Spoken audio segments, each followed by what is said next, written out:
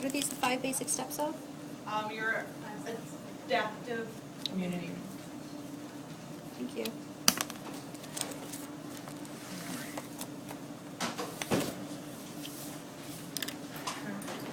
So 5 basic adaptive steps of immunity.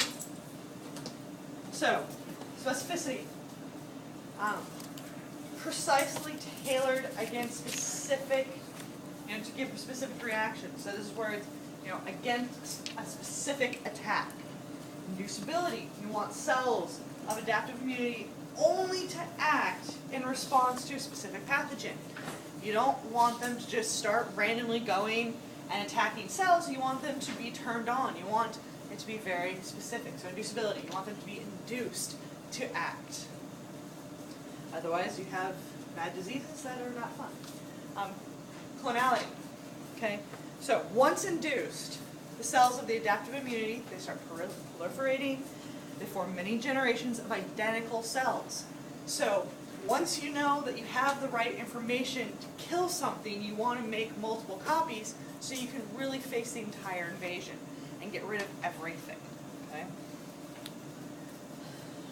The unresponsive self, you don't want it to act against your normal cells. You want it to be very specific. Only attack the pathogens. Don't attack yourself. The memory, you want it to also hold on and remember how did you fight this, what worked, so that way if they see it again, they can mount an even quicker response. Okay? Does this make sense? 5 basic steps? Okay. So, why are we studying immunity? So it's important for us because for an organism to resist specific foreign organisms or foreign substances, we need to be able to recognize them so that they can't cause us harm. So we can start mounting defenses against pathogens. And so vaccines are simply some kind of form of protection from a pathogen without the disease. So the idea is with a vaccine, you're giving a small amount of it, so that way you start building that so you'll have that memory. So your body will have a memory how to fight that disease. Okay? Dual nature of the immune system. So humoral immunity, so antibody-mediated immunity. You have the B cells, they produce the antibodies. You have the cell-mediated immunity, which is carried out by the T cells. And that involves a cell-to-cell interaction. Okay? So adaptive immunity, we're talking about lymphocytes, which are a type of what kind of, they're white blood cells, which are also known as? Leukocytes. Okay. And they are made from our what? Where do we get all of our blood cells? Bone marrow. Okay. So the B lymphocytes mature in the red bone marrow. The T lymphocytes mature in the thalamus. Okay. This should be kind of review. We did go over this before. Primary lymphoid organism. So we have bone marrow, we have thalamus. We have the secondary lymphoid organisms. This is where you get the tonsils, the spleen, the lymph nodes, the mucosal associated lymphoid tissue. Okay, all of these are part of that lymphoid system, either primary or secondaries, Because if it's secondary, as many probably have realized, you can lose parts of that and it's not going to completely kill that system. They're important, but they're not. They're necessary, but not required.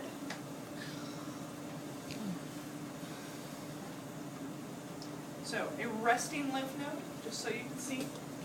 You've seen pretty pictures of them next to red blood cells. Okay. So we're looking at the lymphatic system overview. Okay, we have blood's running through everything. We're trying to, and it's carrying with it all sorts of, we have the platelets, we have the different types of cells. And so you can just kind of see all the different spots it's having to go through, but you see this accumulation here, down here. Those are accumulation of your lymphs. And so this is, also you have your abdominal side next to your spleen. So these are where you have that accumulation of your lymph nodes to filter and go through all of that blood that's circulating through your system. Okay, and so lymph nodes, I mean, you've got your arteries, your veins, all are running through this. Okay. Was this making sense? So, overview, we have, there's a lot of different systems in the body, lymphatic system. Okay, development of B and T cells, bone marrow. So, all cells in the immune system derive from stem cells in the bone marrow, which is why you have problems with your red blood cells. A lot of times it's in the bone marrow. It's why if you have cancer, sometimes you have to get your bone marrow replaced. It's the site of B cell development we talked about versus the thymus, which is the site of the T cell development. So everything derives from the stem cells in the bone marrow, but where they fully develop is in different spots. Okay. Antibodies and antigens. So, antibodies, proteins found in blood serum, so secreted immunoglobulins. They are specific, so they're involved in that specific immunity, since they are very specific for a certain type of antigen. And an antibody has a high level of specificity for that antigen. So, antigens, they're foreign substances, they cause an immune response. So, anything that's going to cause an immune response. This can be a protein. It can be a piece of cell wall, so it can be a lipid of some sort. It can be, it can be anything that triggers an immune response. So for like our vaccines, what they'll do sometimes is they'll take maybe a chunk of the capsid coat. So you take part of the coating, or you take part of that cell wall with special proteins in it. So something that our body will recognize as foreign, but yet isn't enough to actually give us the virus. Okay? So good antigens are proteins, or with complex polysaccharides. An epitope is an area of antigen molecule that is recognized by a specific antibody. So you have this entire, protein.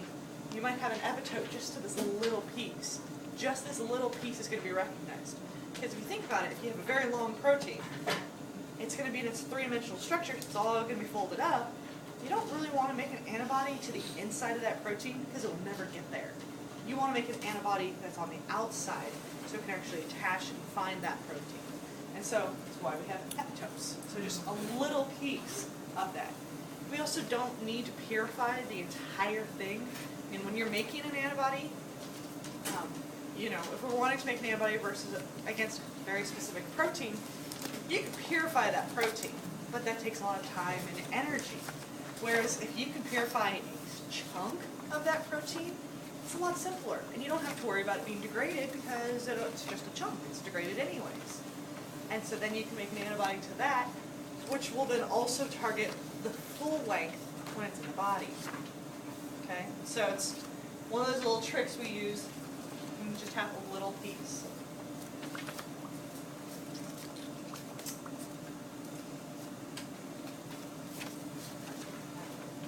So antigens, epitopes, recognizing little pieces.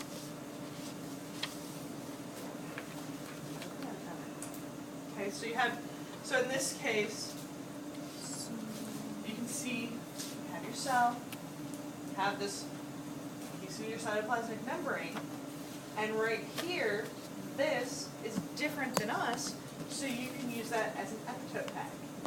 And so you can use this protein as a specific tag against that entire cell.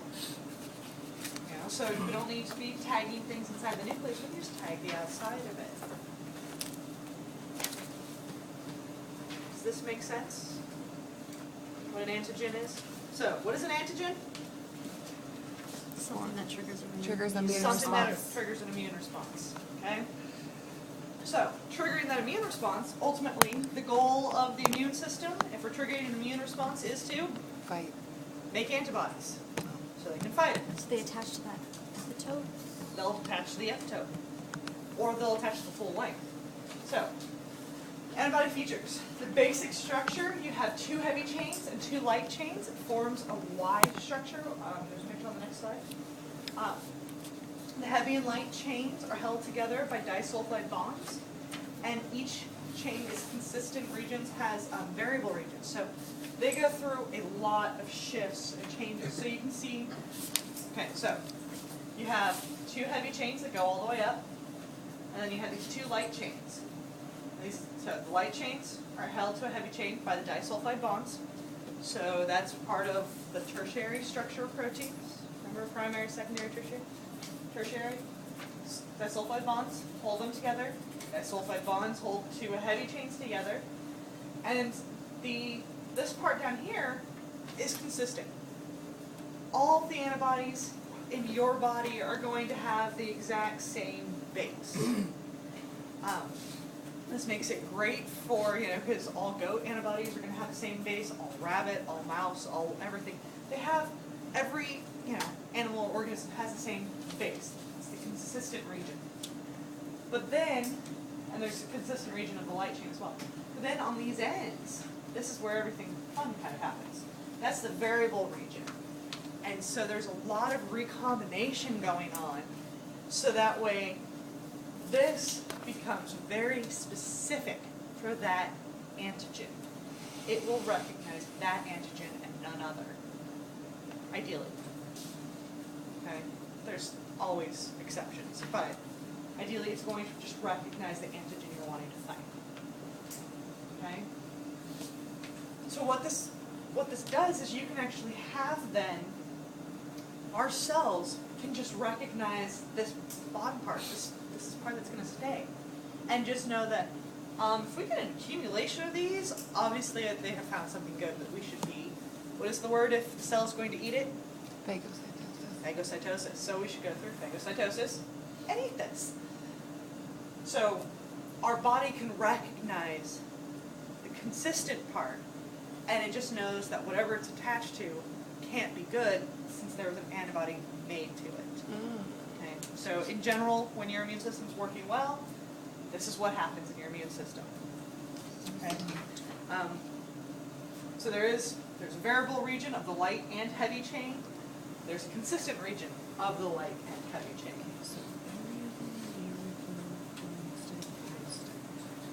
So these have the angulation, so you get the clumping of pathogenic agents.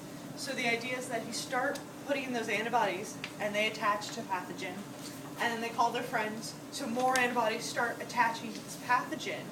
If you attach all over to this pathogen, if you think about it, if you were trying to move somewhere, or if you've ever had a bunch of kids and they swarm you and all of a sudden you have a kid on each arm and leg, you can't really move and function very well. Well, we throw antibodies on them, they can't move and function very well. So, and they also like to stick together. So you start clumping, getting these clumps of these pathogens all together. So it hinders them, so they aren't able to move as much, they aren't able to interact as much, so they can't hurt us as much. It's a great way to kind of bind up the pathogen, freeze it, going, well, I can't kill you, but I can stop you. Okay? They bind to toxins, so that the toxins can no longer function against the host. Neutralization. So they clump up pathogenic agents, they bind to toxins, they bind to pathogenic agents which will stimulate phagocytosis, and they get recognized by neutrophils and macrophages.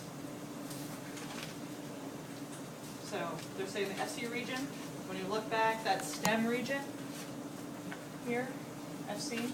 So AB antibody, FC chain. So that FC region is what is recognized by the neutrophils and macrophages. So our own immune system is targeted to recognize, go, okay, these are our antibodies, pump these up, let's get rid of these.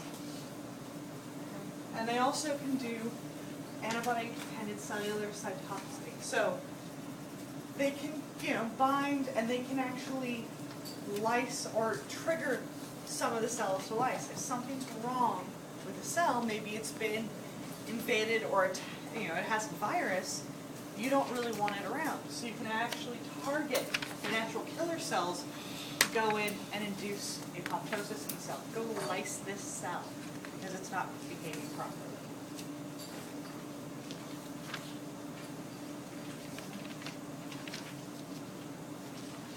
So, 5 functions of antibody overview. So what we were just talking about. Neutralization. They adhere to the bacteria or the toxin or the virus. You know, they can gum it up so that it makes so that this can't really do whatever it's wanting to do because it has these bumpers all around it.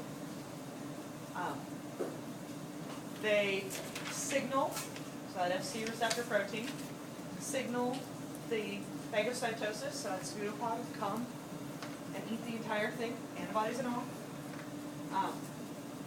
They can also come in and go, this bacteria needs to die. And so they can cause this to get lysed. They can, so you also have your natural killer lymphocytes, recognizing it, going, antibody-dependent cellular cytotoxicity, so making things die. Or clump them all together. It's a Y shape, so there's nothing that says that both of these have to attach to the same virus. If it attaches to 2 different bacteria, then all of a sudden now those bacteria clump together, you get more antibodies, you get more clumping, and so it really can slow them down and hinder their ability to cause a problem. Okay. Questions? Okay, so there are classes of antibodies. IgG is the most common antibody found in blood serum. It can cross the placenta from mother to fetus. It's also the longest lasting antibody. And it's our primary defender against invading bacteria. The IgM is the first antibody made in response to an antigen. So the IgGs, common, they're floating around, they're going to be there, and they're going to be the first ones, defending us against bacteria, but then the IgMs, they're the first ones made. So these are the 3rd most common antibody class, but they're the predominant antibody produced during the primary immune response. So once the body's kind of gone, we have an issue, we need to make antibodies, you're going to be making the IgMs.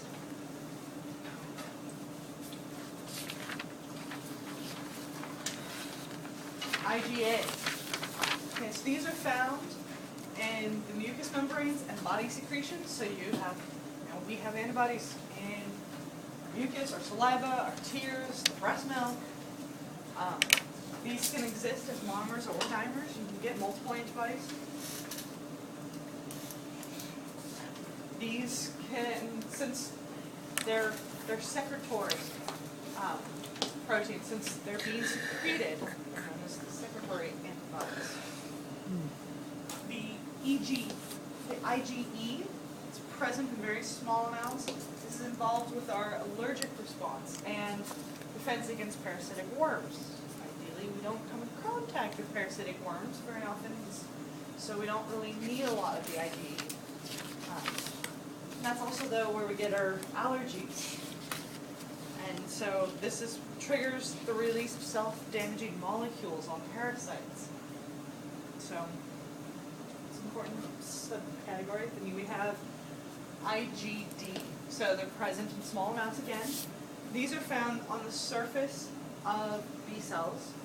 The exact function isn't really known, but they're membrane-bound antibody molecules that are found on some B cell receptors.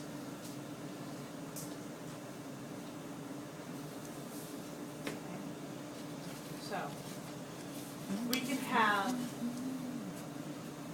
the IgG, most common. Okay, you can see the basics. You can get bigger structures where they start to link to each other, like the IgM.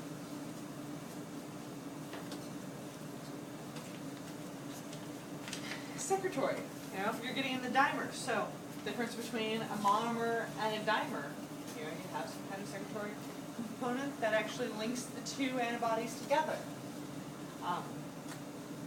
The IgE slight differences in their linking, and IgD, delta. So delta, epsilon, alpha for A, gamma, what do they call it? Mu. So all of them, M is for mu, A is for alpha, epsilon, delta, gamma. So they all have official names, but they're kind of usually referred to by, or it's the A's, the G's, the D's, or whatever. Okay. So, B cell receptor, BRC. It's an antigen receptor, contains two antigens, binding sites, they're identical. And so the idea is to the antigen binding site of the secretory antibody. So these are found on the B cell surface. So here we have B cell receptors, which are going to recognize the bottom of your antibodies. Okay? All antibodies having that same bottom makes it so that you can, be variable up here and recognize any kind of antigen, drag it with you, or be recognized. So it's one of those ways where our immune system can be very variable and it can attack anything with these variable regions. It can recognize anything that's wrong with us. But our immune system has a very precise way of always recognizing itself, recognizing the basics of them. So it's a way of trying to simplify a complicated system. Okay? So, this makes sense? The antigens can be huge because they can be made and targeted towards a little piece, but that also means that that antibody is going to recognize that little piece when it's attached to an entire cell. So just because it was made to a little specific piece doesn't mean that it's only going to recognize little specific pieces. It's going to recognize that little specific piece wherever it is.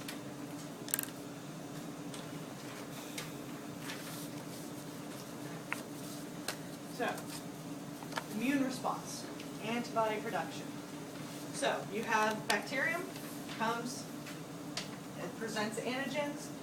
We have some kind of receptor-antigen combination. So, you have an antibody, it recognizes the antigen, it activates the B cell. The B cell will go on, it'll proliferate, it'll make plasma cells, it'll make memory cells. So these memory cells are just going to hang out. They're going to remember what this was. And so then if we need it later, they can come back and start making antibodies. Plasma cells are going to start cranking out those antibodies. Okay. So, plasma memory. Long-lived dormant cells, memory cells, antibody-secreting cells. Primary response. So small amount of antibodies are produced, and the response can take days to weeks. So that first time, your body has to go through, recognize this is bad, and then it has to start changing out that variable component until it finds something that fits. And so it just keeps shuffling and changing, and it goes, this works. And then once it works, it goes through, it makes the antibodies, it makes a memory cell. So then when you see it a second time, your body's like, oh, I know what to do. And I already have the blueprints. And so you start making a large amount of those antibodies. And since it already knows what to do, doesn't have to do the trial and error of figuring it out, you get a much faster response. We're talking days versus, the weeks it takes. Even hours at times. Okay. So, time lapses. So, primary response, you have this lag period, 5 days. So remember, IgM, that's the first one for when you actually are starting to make antibodies.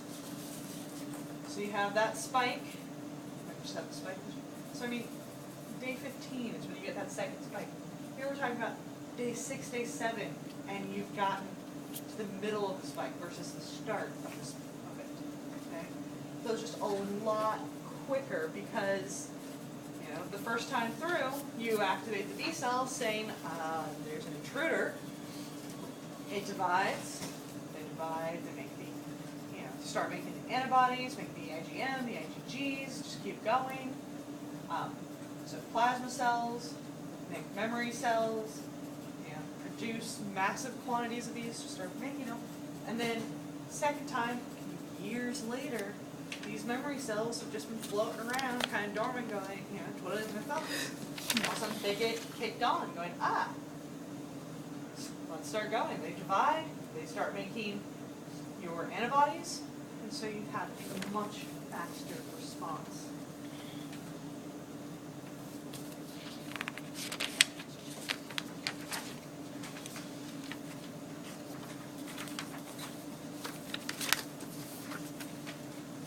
The humoral immune system experiences periods of ramping up and gradual diminishing in response to a foreign invader. After the first exposure to an antigen, there's a lag period in which the exposed person's serum does not contain any detectable antibodies. After several days, the concentration of antibodies slowly rises, followed by a gradual decline. This response is called a primary response.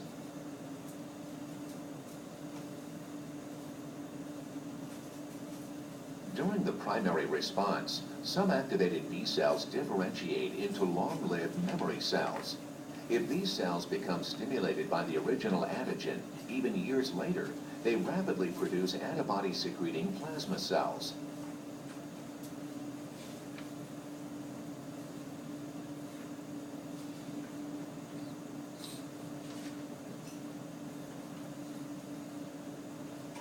This faster, stronger response is called a secondary immune response, a memory response, or an anamnestic response.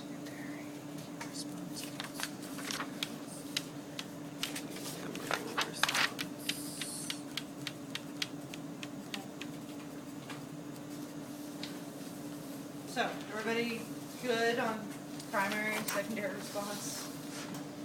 Okay. Apoptosis. So, the human body makes millions of lymphocytes each day, but we don't really want that many lymphocytes kind of wandering around, so they have programmed cell death. So a B cell or a T cell that's not stimulated by an antigen undergoes apoptosis. Basically, you can think about it as you don't really want a bunch of trigger-happy militia guys just running around in your immune system. If they have something to fight, you want them to go fight it. If they don't, you kind of want them to quietly go away. Okay? Does that make sense? I don't think it makes sense, but yeah. So, I mean, our body keeps producing B's and T's, but if we don't need them, they get told, okay, your time's up, apoptosis. Is there a specific amount of time before that happens? I don't know. Because they probably divide, make the next generation, and they die. Just so that there's a constant making of, you know, so we constantly have it, but you don't really want, you know, so it probably has to do with their division rate.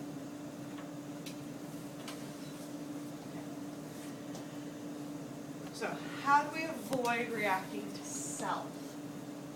So if we get rid of cells that are reacting to self, so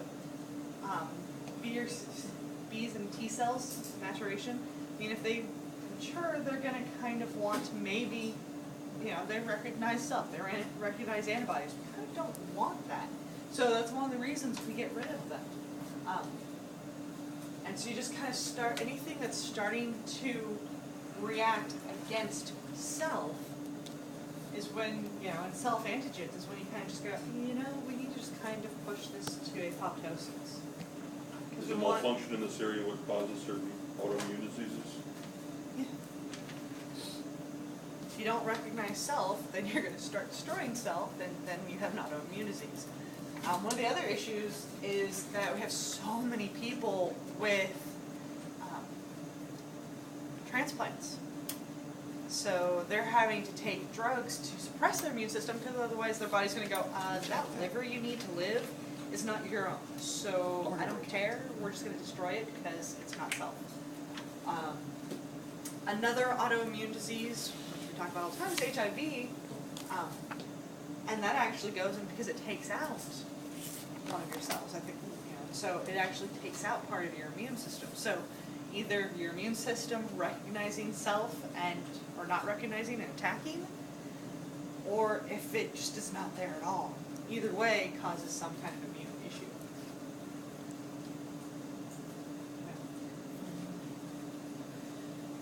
So we try and create a tolerance for self. We want our own antibodies, our own cells to survive.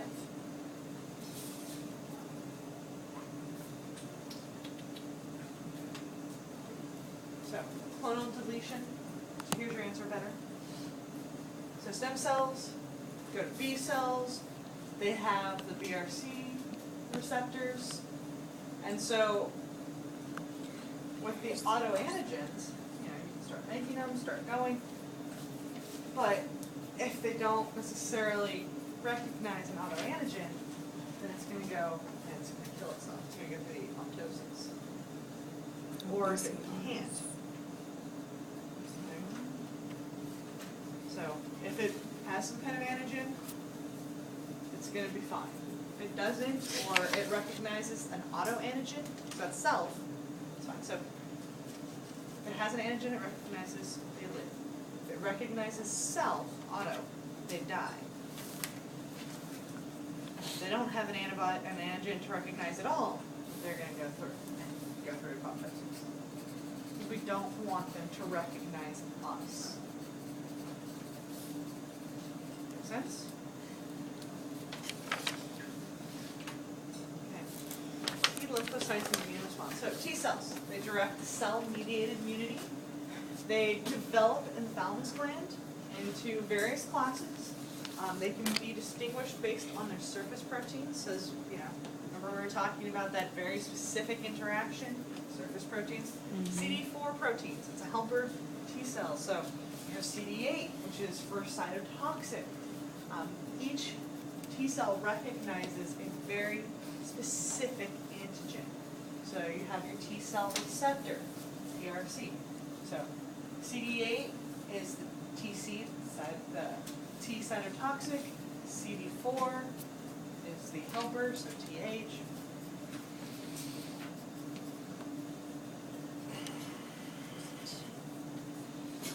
TCRs do not recognize epitopes directly. They only bind to epitopes associated with the MHC protein, so that major histological complex that we talked about. So only when you're there do they start to recognize everything. And they act primarily against cells that are harboring intercellular pathogens. So it's intracellular, means what? Inside. Inside the cell. So TRCs, the T cell receptors, a lot of times they're the ones who go, this cell is infected. I'm going to recognize and bind to this. Cytotoxic T cells are distinguished by the presence of the CD8 cell surface glycoprotein. We're going to talk about glycoproteins a lot. They directly kill infected cells, as well as abnormal body cells, such as cancer. Okay, so CD8s, they're responsible for the actual killing of the cancer cells or of anything any cell that's infected. The helper T cells, so these are the CD4 glycoproteins. They have those on their cell wall, in their cell membrane. And they help to regulate the activity of B cells and cytotoxic T. You don't really want your killer T cells to run around and just kind of start killing everything. You really want them reined in, and that's what the helper T cells do. They kind of rein them in, say, okay, it's going to help you with this immune response.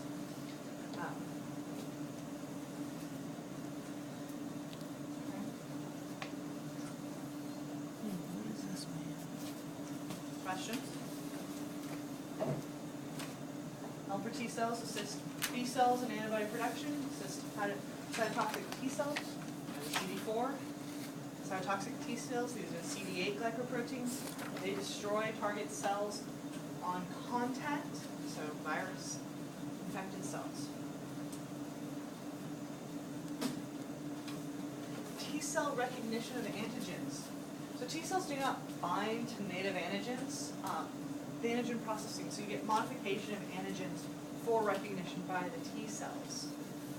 You actually, to help our immune system, we have things, the APC, so the antigen presenting cells, which will go around, collect this, this is something you should be aware of, and we'll actually present it to the T cells, to the so that it's actually presented going, this is wrong. So I mean, macrophages, monocytes, dendritic cells, so things that are in contact with pathogens, like a macrophage is going to go around, it's going to eat something, going, this was bad. And then we'll actually go and present parts of it to T cells going, you might want to target against this, or you might want to know how to deal with this. So those cells are telling the antigen presenting cells to tell the T cells? They are antigen presenting cells a lot of times. Oh, okay. Because you got to do modifications sometimes to help the T cells recognize. T cells, they're great. They don't always know what they're supposed to do. Okay, good here. Deal with this.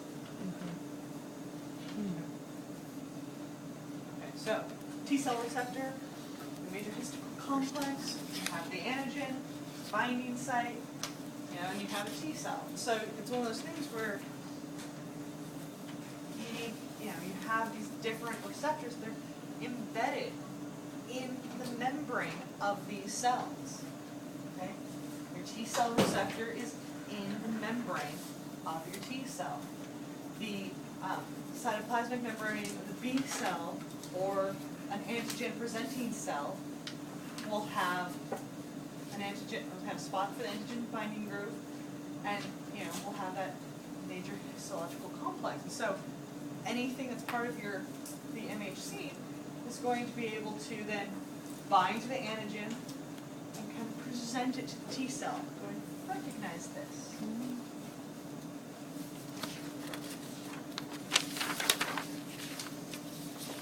Okay, so antigen processing by the macrophages, so the MHC, major histological complex protein involved. So in humans, our major histocompatibility complex. We also have the HLA, so the human leukocyte antigen.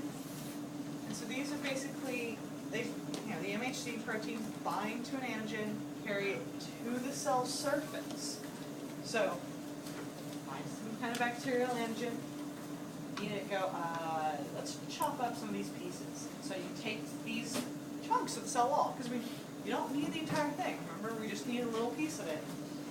And you go and you distribute these along the outside, so you're displaying this antigen. So then that way you can present that to a T cell going, I found this. We should probably fight against this. Okay? So you get your immune system reaction. It's a way of presenting antigens to start triggering that immune response.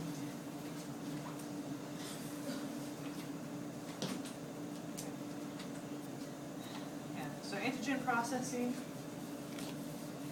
phagocytosis, so the exogenous pathogen, you break it into pieces, take out those big parts, you start attaching it to proteins or membrane vesicles. So, because you want to do this all within the cell, so that you can then move it to the outside. So the idea is that within the cell, you take in the pathogen, you can start chopping it up, break apart those antigens, attach them to different vesicles or to different proteins so that they're going to be stuck there. And then you're able to turn that into the outside. So this is how you can turn that, send that to the outside so you can present that to T cells.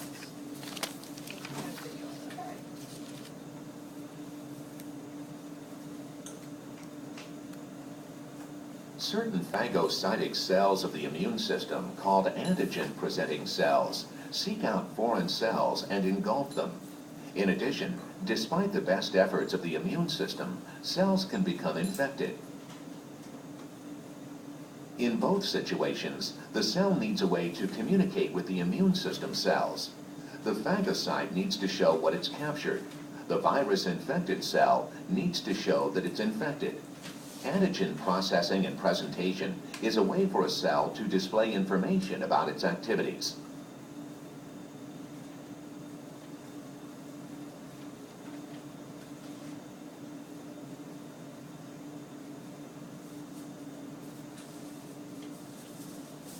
And does that make it more sense?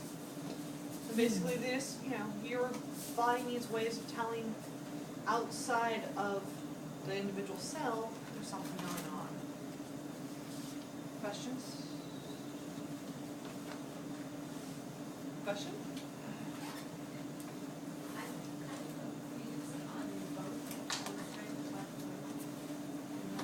What are you confused on? I'm not sure What they're both doing?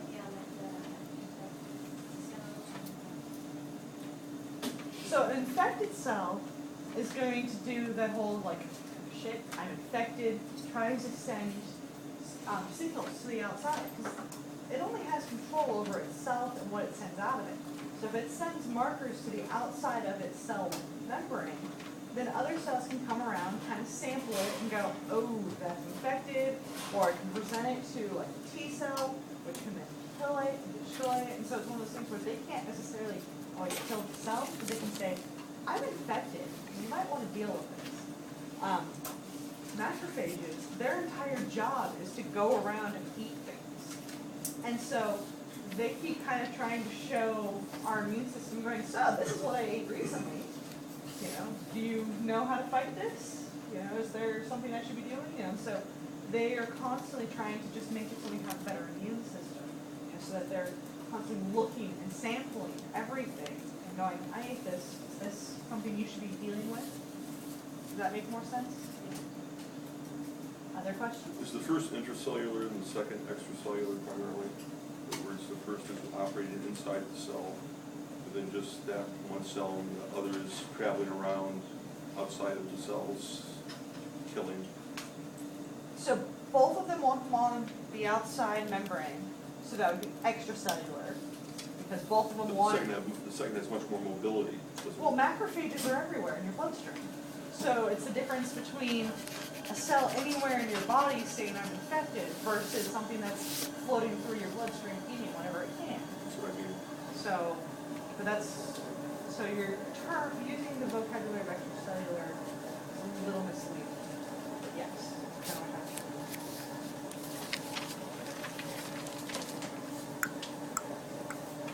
Okay, cytokines. Cytokines, these are the regulatory proteins. They function as an intercellular signal. So, talked about this with those interleukins. Remember way back, interleukins thing. So we can have all sorts of different cells. Our dendritic cells, they're going to start sending out signals and messages, and so they can send out the interleukin cells. So you have a naive, which just means it's innocent, has nothing, doesn't know anything. And you can have a naive CD4 cell, which then all of a sudden starts kicking out signals to start producing different signals. It starts our immune responses. So either a cellular response or the humoral immune response.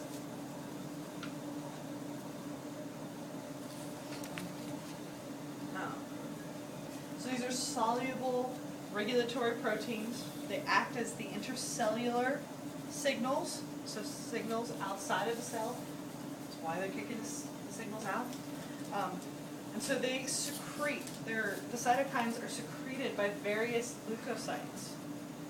And it's a complex web of signals that they signal among cells in the immune system. So it's kind of one of those things, all of this is just kind of that internal messaging going, here's what's going on, keeping everybody in the loop, because communication is kind of the best thing.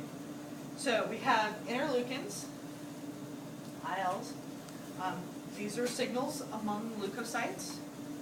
You have the IFNs, the interferons. These are antiviral proteins, and they may act as cytokines. And you have growth factors. These are proteins that stimulate the cell, stem cells to divide, going, we need more. Okay? Growth factors. TNF, the tumor necrosis factor. So these are secreted by macrophages and T cells to kill tumor cells and regulate the immune response and inflammation. Okay. And then you have the chemokines, which also, they signal the leukocytes to move, going, okay, you need to get out of here, go somewhere else, you're needed elsewhere. Okay. All part of our adaptive immune